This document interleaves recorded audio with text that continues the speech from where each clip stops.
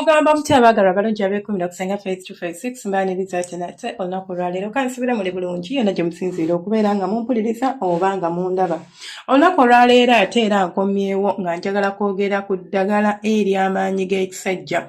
Abasajja nabagamba ekimu ku kikyasinza okuweesa omusajja ekitiibwa ku nsi kuno kubeera ng'osobola okumatiza omukyala mu kitanda. Ne bw'oba ne ssente nnyingi, ne bw'oba ng'oli kasajja katini, ne bw'oba ng'oli musajja mugagga, ne bw'oba ng'oli musajja mwavu, ng'ekitanda kyo si kisanyufu, amaka go kizibu nnyo okubeeramu emirembe oba okubeeramu essanyu. Amaka oba essanyu ly'amaka libeera mu kitanda. Omukyala buli bw'omuzina n'asanyuka. Nabagamba omukazi osobola omuzina yadde tatuuse ku ntikko naye nga mumativu ku by'okola. Naye omukazi gwe buli ssaawa ng'ayima n'akuwa emmana naye n'ojja n'ogigiraagira n'ogizannyiramu n'osamula mu ddakiika 2-3 kimalamu amaanyi. Kimuleetera okwetamwa era kimuleetera okubeera nga tayagalira ddala bintu bya kwezina. Ebyo ebimu ku bigaana abakyala n'ogamba senganze mukyala wange nga tayagala nsonga za kisenge. Tazaagala kubanga ekituufu kiri nti zimubowa zimunyiiza tewali kirungi kyakifunamu. Abeera bubeezaawo nga yeebuuza kati nzizeeko ki oba kati nkoze ntya nga tebitegeerekeka by'omutambulizaamu oba by'omutwaliramu. Ekirala ky'olina okubeera ng'otegeera. Abasajja obanga waliwo eddagala tugenda okusomako olwaleero baliyita ekifa bakazi. Wabula bw'obanga tolina maanyi ga kisajja, bannange muyige okwogera ne bakyala bammwe. Ffe abakazi ebiseera ebisinga tumanyi nnyo eddagala okusinga mmwe. Ate omukazi bw'oba tomugambye oluusi ajja kulowooza oba toyagala bwagazi oba oli biki nga tabitegeera. Naye buli w'obeera open omuntu yandikujajinze akujajinga kitini n'amanya bambi omwami wange afaayo. Olaba yaŋŋamba tamalaako tunyonye eddagala. Omugamba munange mukyala ekituufu kiri nti simanyi si bwe nti bwe nnali. Naye oba myaka oba kiki naye siina maanyi era nnoonya ddagala. Oba olinayo omuntu gw'omanya alina eddagala asobola otujjanjaba oba otuyamba, kubanga njagala nange nkuze n'osanyuke onyumirwe. Tomanyi bwe kikkakkanya mwoyo gwa mukyala ng'omugambye ebigambo ebyo nga biva mu kamwako. Ng'akimanyi bulungi nti omwami wange bambi yazze n'aŋŋamba bw'ati ne bw'ati. Naye ate teri kinyiizanga kubeera ng'omusajja tamalaako, nga n'okwevaako weevaako, nga n'okufaayo tufaayo. Kinyiiza okufa obufi. Tugenda kukozesa eddagala lye tuyita ekifa bakazi. Ekifa bakazi kino eno tukikozesaako mirandira gyakyo ne tukozesa ne gundi. Ne tukozesa n'ebikoola byakyo oba ng'obifunye. Obikwata bulungi nnyo n'obikaza n'obikubamu ensaano. Ekizibu eddagala lino eno waliwo yagamba esenga eddagala si lyangu kukaza ate n'omala n'olikolamu ensaano. Liba lyetaaga likuba nga ki nga bbisi. Naye eddagala buli bw'olisekula nga bbisi naddala ery'okunywa liggwamu ekirungo ekyo kubanga ekirungo kye twetaagamu bye birungo ebiri mu bikoola bino. Kati singa okwata ebikoola byo n'obisekula kitegeeza amazzi gonna gonna ogaggyemu agalimu ebirungo oba agalimu nutrients. Eddagala eggana nalyo lirina properties, lirina nutrients ezibirimu. Kyova olaba tulikozesa. Si nti tewali kiririmu, no. Mulimu zinc, mulimu potassium, mulimu ebintu ebyetaagisa omubiri gwe okuba ng'osobola okubeera ng'olwawo mu kisaawe oba okuba ng'olwawo mu nsonga z'okwezina. Kati buli bw'obeera ng'oluusi tobikozesezza oba buli bw'obeera ng'olikubye nga bbisi. Eddagala lino liggwamu amaanyi. Nkimanyi nti kituufu zibu kubeera ng'osekula busekuzi na kyuma. Amanya nagundi na kinu koziko ng'olina ekinu ekyekyuma oba ng'olina ka grinder. Lizibu okusekula likola mu nsaano. Naye waakiri kale lifumbe bufumbi likaze mu bungi.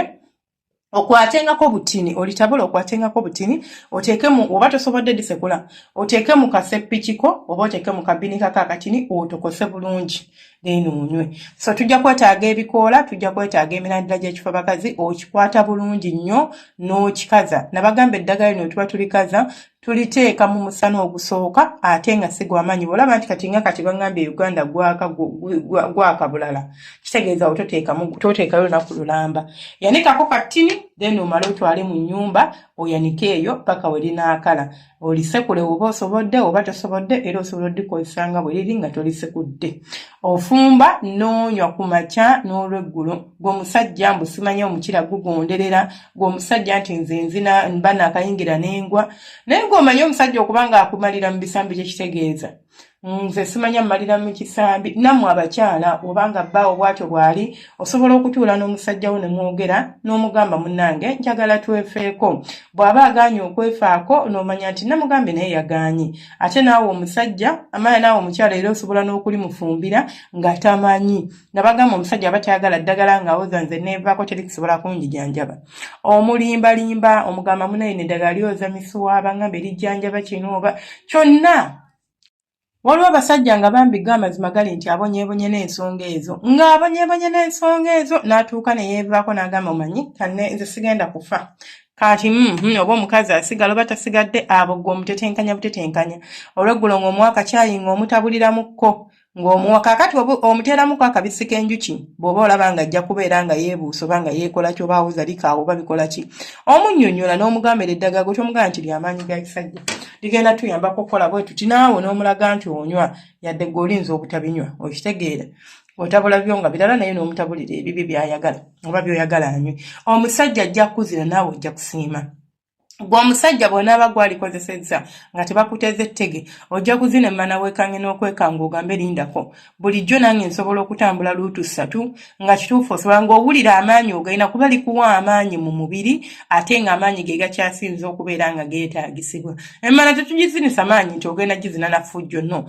naye omubiri bwe guba nga munafu n'omukira gunafuwa kwe kugonderera okwo kwe kugwa amangu banange mwefeeko bakyala bamwe oluusi bagenda mu bwenzi nga tebaagala naye toyinza kufumbirwa musajja bannange gwe weeteke mu bigere bya mukyalawo n'ofumbirwa omusajja n'atakuwa kusenyulira ku nsi kuno kuva yakulaba nga teririiwo ekyo kyolaba ne bwema nkitutte mu kkooti ne bw'oba ogenza mu maaso ga musumba n'omugamba musumba ekituufu kiri nti omwami wange essanyu ly'oku nsi nze nalivaako teririiwo asobola okutegeera ky'oyogera era basobola okubaawula ne bw'oba ogenze mu bamaseeka n'obagamba essanyu ly'oku nsi teririiwo ekyo bakitegeera bonna kubanga bamanyi obuzito obukirimu kyekitambuza amaka gaffe kyekitutambuza nga tuli basanyufu kyekitukuuma nga tuli basanyufu kyekituleetera okubeera nga twegomba oba nga tunyumirwa obufumbo okwezina tekuli ku kuzaala buzaazi okwezina kintu ky'omanyi nti omuntu kyakkolera n'osanyuka obulamu ne butambula n'abagamba waliwo chemicals oba hormones eziproducingibwa nga bakuzinyi zikuyambako obutakadde wazo happy hormones zikuyambako okukuuma ka face nga kali kiriya naye omukazi asiiba yena ayina afunyiza face ng'ennaku emuluma anti wamukutteko n'omulekaawo omuyima ogumuluma tabitegeera agenda okulaba nga waliwo awo ayitawo n'agamba kati oyo naŋŋambako era olumugamba kakkiriza ng'agaba byalo so oluusi abakyala bano munenya babwereere naye ng'oluusi nammwe temwefuddeeko so musajja weefeeko funa ekifo abakazi onyweko ojja kubanga otereeza embeera ekifo abakazi kirina emigaso emirala mingi nnyo ne ku bakyala naye leero mbadde nkyogerako ku basajja ndikizza omulundi omulala nga nsomesa ku mmwe abakyala emigaso gyakyo gye musobola okubeera nga mukifunamu nsigadde nze Senga Faith 256 temwerabira ku subscribinga kulikinga n'okukomentinga saba mukama abankuumire abanjagalire ate abampeera ebisinga obulungi temujjanga okumya banywanyi bange mwebale kubeerako mwenna ababeera ku lives zange mbaagaliza birungi beere banaye tubeera ne live ekiro